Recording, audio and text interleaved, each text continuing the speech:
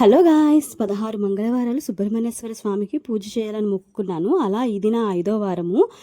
అలా పూజ అయిపోయిన తర్వాత మా చెల్లి 8th మంత్ ప్రెగ్నెంట్ అని చెప్పాను కదా. సో ఫ్రీక్వెంట్ డాక్టర్ విజిట్స్ అనేవి కామన్. అలా మేము గీతం హాస్పిటల్కి అన్నీ స్టార్ట్ అయ్యామన్నమాట. హాస్పిటల్ వర్క్ అంతా కంప్లీట్ అయ్యేసరికి బాగా లేట్ అయ్యింది.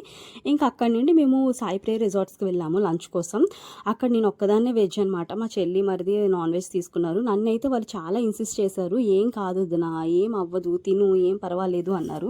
కానీ నాకైతే మాత్రం పూజ చేశాను కదా, అందుకే తినలేదు. It's okay.